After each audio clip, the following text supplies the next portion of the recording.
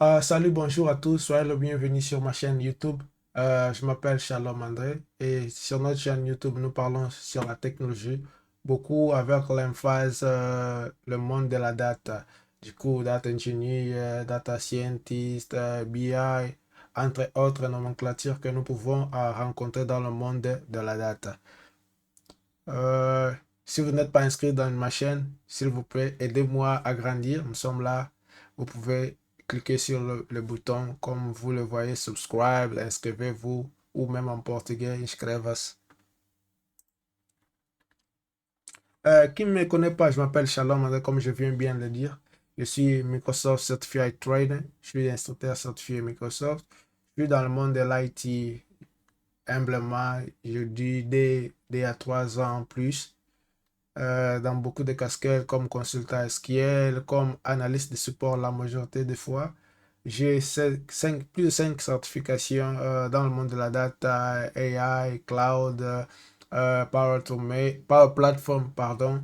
Dans le monde Microsoft 365, vous pouvez voir quelques badges que j'ai de certification. Je suis actuellement ambassadeur Microsoft dans le niveau Gold sur le programme.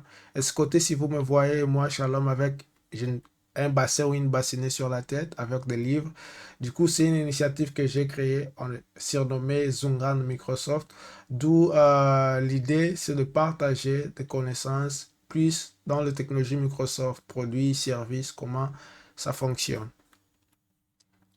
Du coup, je suis là en train de me défier moi-même. Premièrement, pour la langue française, qui ne me connaissent pas, je suis angolais d'origine, de naissance.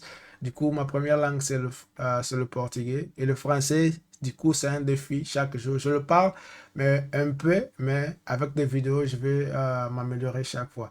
Je vais me baser sur des défis qui est l'ingestion des données via pipeline en utilisant Fabric Data Factory. Euh, je vais expliquer d'ici après ce slide. Du coup, mon défi est basé sur la présentation de Monsieur Rodrigue, que fièrement je lui salue. Je crois qu'il va assister à cette vidéo. De son présentation, du coup, à l'AMP qui s'est déroulé le 10 et le 11 juin à Paris. J'ai été là, ça a été aussi un plaisir de le connaître face à face et partager. C'est une personne qui m'accompagne maintenant aujourd'hui, quel que soit où je pars, avec des conseils, des idées, des astuces, c'est réellement très bon. Il avait présenté comment optimiser l'analyse des données avec Copilot dans Power BI. Ce que je vais faire d'ici là, pas dans cette vidéo, là, c'est un test pour la langue, toucher un peu sur Microsoft Fabric. Je vais démontrer un peu l'analyse. Du coup, pour ça, j'ai déjà acheté des livres. J'ai aussi le plaisir de parler à Jean-Pierre Riel. J'ai dû acheter ces deux livres. Et Microsoft Fabric, là, en français. De l'autre côté, les fondamentaux de Microsoft Fabric qui viennent de sortir, je crois, le 4 août. Aujourd'hui, nous sommes le 6. C'est encore neuf pour moi. On a notre structure ou notre architecture qu'on va développer ici. Il y a ici notre source de données qui est Vlib, qui connaissent Paris, France, connaissent mieux que moi qu'est-ce que Vlib. Ça sera un API que nous allons prendre des informations par ici. De l'autre côté, nous allons faire l'ingestion des données en tirant de l'API ici pour être stocké dans notre lakehouse. À la fin, nous pouvons faire ce que la visualisation des données, que ce soit par SQL, faire des consultations, des requêtes SQL, ou de l'autre côté, travailler avec le Power BI pour voir les rapports, les dashboards. Pour faire ce travail, cette architecture, je vais utiliser aussi Azure DevOps, juste pour faire l'intégration de mes codes qui vont être dans les repositoires, excusez-moi pour la langue, Azure Data, non, Azure DevOps. Du coup, on va faire ceci. Allons à la pratique. Je vais ramener ici, euh, excusez-moi, OK. Nous allons commencer premièrement pour créer un projet sur Azure DevOps. Nouveau projet. Je vais le nommer API Fabric, par exemple. Euh, repositoire, repositoire des données avec API Velib. Je vais créer un repo ici. Je suis en train de créer mon projet. D'accord, le projet créé. Qu'est-ce que je dois faire? Je dois créer ici. Laissez-moi voir. Je vais créer maintenant mon repositoire. Repo. Par ici. Créer. Nouveau repositoire. API. Data. Velib.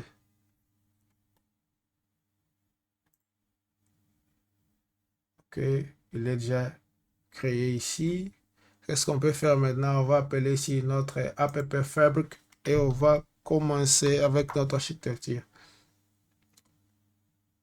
Mon email. Du coup, tu peux faire la réplication de ce travail que je suis en train de faire, de ces petits défis, parce que nous avons là, je crois, 60 jours pour utiliser Microsoft Fabric d'une manière gratuite ou free, comme vous le voyez là-bas. Je vais créer mon espace de travail. Du coup, j'écris ici Data API Velib, par exemple. On va choisir le type de licence que nous avons. Dans mon cas, c'est le trial. On pouvait travailler ici avec Premium, Fabric, Fabric Capacity.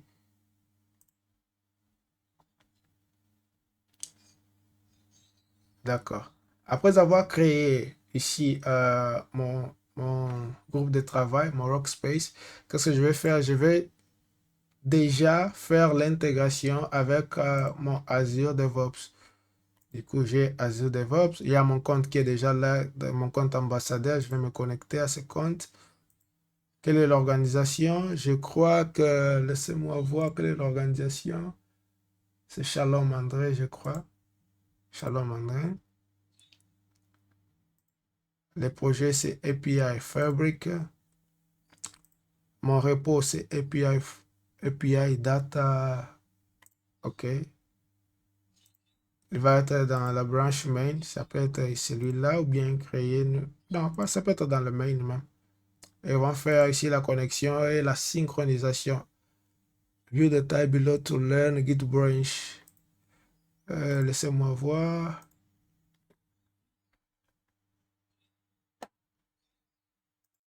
Dans la pratique, voyez voir. Pourquoi il ne se connecte pas? C'est quelque chose que nous devons apprendre aussi.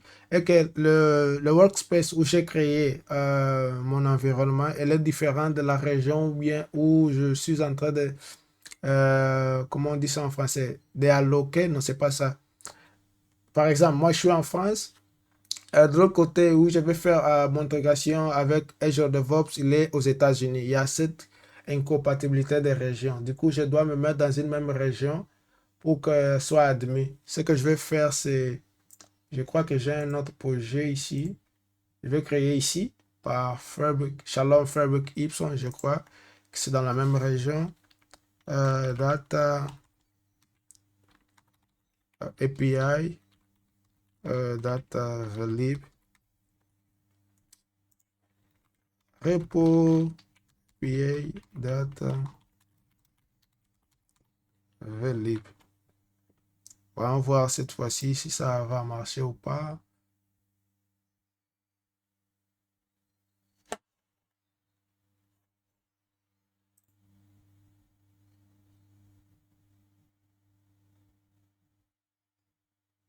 Une fois créé, nous allons maintenant utiliser une activité. Qu'est-ce que nous sommes en train de faire? C'est de copier basiquement les informations qui sont dans l'API de Velib et amener ici pour être transformé. Ici, ça doit être transformé et stocké sur notre lakehouse. Je vais faire un copy data. Je vais lui donner ici un nom. Ingest data API from Velib. Quelle est notre source? Ici, notre source, on va chercher. C'est un REST API. Du coup, on est là, on peut chercher d'autres sources et rencontrer ici. Je ne le vois pas. Qu'est-ce qu'on peut faire? C'est venir dans la barre de recherche et écrire REST. Nous avons ici notre REST. Maintenant, qu'est-ce qu'on doit faire? On doit copier le lien qui va nous retourner les données de l'API de Velib. Pour ce cas, j'ai utilisé le Open Data Velib, qui est celui-ci de Paris, Open Data Paris Velib. Il y a beaucoup d'informations sur ces datasets. Du coup, moi-même là, je n'ai pas encore révisé tout qui est ici. On va venir ici sur API. Il nous retourne le 20. Mais ici, je vais juste copier. Je vais entrer celui-là et copier le lien. Je retourne. Je vais faire qui un passe dans mon lien. Quel est le nom de la connexion? Je vais dire API Data Velib, par exemple. Et je vais me connecter. Si tout va bien, nous sommes maintenant connectés. Pour voir réellement si nous sommes connectés, on peut faire un test de connexion. Si vraiment il est connecté à notre API. Voilà. Connexion successful. On peut voir, avoir une prévision de nos données. Nous sommes en train de faire l'ingestion. Nous voilà ici format JSON qui est là. Ok, qu'est-ce que nous pouvons faire? Nous avons une source qui a été déjà ingérée. Du coup, nous allons envoyer par la destination. Destination, en notre cas, c'est notre lakehouse que nous avons créé devant déjà. LH, API Data. Ici, nous avons les formes que nous voulons que ces données doivent être stockées sur notre lakehouse. Nous avons la forme de table et la forme de fichier. Moi, je vais travailler avec la forme de table. Ici, quelle est l'action que notre table va avoir? Append, c'est quand nous voulons ajouter. Override, c'est comme même qu'il y a quelque chose, on va effacer. Et les Français bien courants, on va écrire sur dessus. S'il y a quelque chose, il va effacer, il va écrire sur dessus. Nous avons ici. Qu'est-ce qu'on pouvait faire aussi ici? C'est le mapping. Faire le mapping Y. On va voir quelque chose ici. Du coup, pourquoi je ne vais pas faire le mapping? Parce que je n'ai pas encore une table ici. Je vais créer une table. TB. TB API Data Value. On va créer ça. Maintenant, on va voir si dans le mapping, il va fonctionner ou pas. Import. Vous voyez maintenant. Ce sont de petits détails. Nous, de débutants, et la force de parler le français, on va voir. Ici, on peut juste prendre tout ce qui est ici ou on peut retirer quelques colonnes qui nous n'avons pas besoin. Moi, du coup, je n'ai pas encore étudié l'API, la documentation. Je vais mettre tout de l'autre côté. Ce que je peux faire, je peux créer ici une activité. Si ça donne OK, par exemple, je veux qu'il m'envoie quelque chose Office Outlook sur mon Outlook. Je vais mettre ici mon Outlook. Je vais travailler avec mon email ambassadeur Microsoft. OK.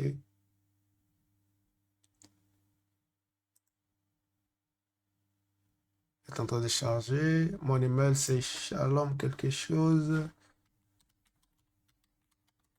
Sur l'ambassade.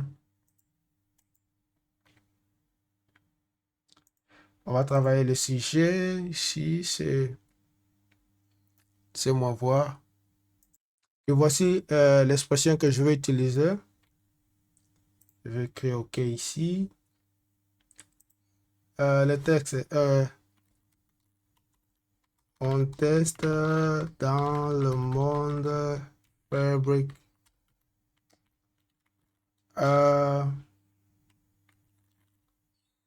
Mon test dans le monde Fabric a été a été un succès. Non, non. Soyez le bienvenu.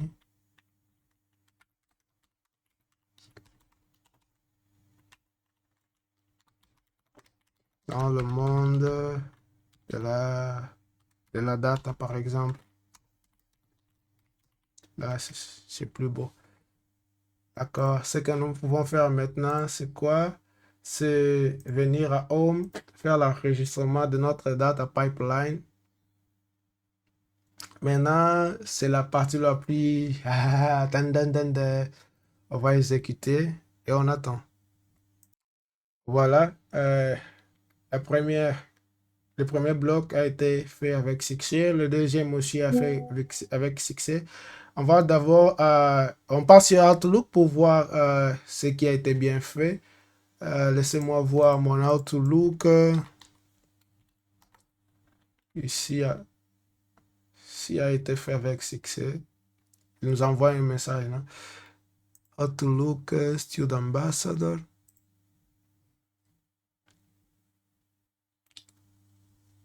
Nous avons ici notre message. Nous avons ici le nom de notre pipeline qui est Ingest Data API from Velib. Soyez le bienvenu dans le monde de la data. Du coup, nous avons déjà un overview que ça a tenu bon. Qu'est-ce qu'on peut voir maintenant? Maintenant, on doit rentrer dans notre espace de travail. On va voir notre data lake et voir si réellement quelque chose a été fait. Il n'y a pas quelque chose ici. On fait refresh. OK. Et nous sommes là. Nous avons vu notre TB API data. On peut utiliser ici notre SQL endpoint pour voir les informations de notre table, si on peut le dire comme ça. Je suis ici. Et nous avons ici quelques informations de ce que nous avons dû faire comme gestion des données de notre API Velib. C'est qu'on peut créer ici une query.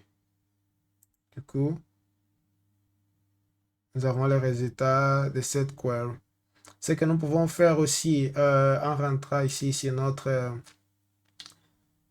espace de travail, c'est utiliser ici le modèle sémantique, d'où on peut créer un rapport. Là, ça va nous ramener c'est Power BI. Ici, j'ai quelque chose que je dois faire une actualisation, car c'est un autre, il y a toujours un problème de connexion avec mon serveur. Ici, on peut du coup faire le rapport, cette partie de la visualisation avec Power BI. Là, c'est juste notre petit travail par rapport à ces petits défis. Je veux beaucoup exploiter ça parce que j'ai besoin de travailler avec l'architecture médaillon. Je vais séparer le raw, le raw, le silver, le gold. Là, c'est juste pour me lancer dans ce domaine ici.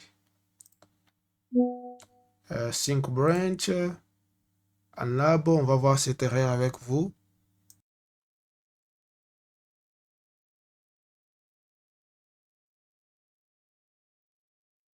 J'ai dû me déconnecter, me connecter par après. Il est en train de faire la synchronisation entre mon GitHub, mon Azure DevOps Git avec mon Workspace. Il n'y a rien parce que je me suis déconnecté, connecté. Du coup, il va prendre juste ce qui a été fait. On va rentrer ici sur mon repo. Et puis, Fabric, c'est pas ici. Overview, non. C'est moi voir quelque chose ici. Je suis pas ici, pas ici. C'est sur Shalom Fabric Ipson. OK, API Data Valib. Nous avons qui a été fait des commits par ici. Ce que nous pouvons faire ici, c'est éditer ici, non? Pour écrire, faire l'édition, écrire quelque chose qui a beaucoup. Par exemple, ingestion la source des données, source des données, source des données, par exemple, Open Data Paris, par après,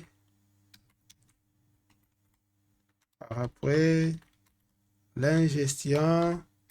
Là, c'est à vous comment vous allez documenter ces projets ici.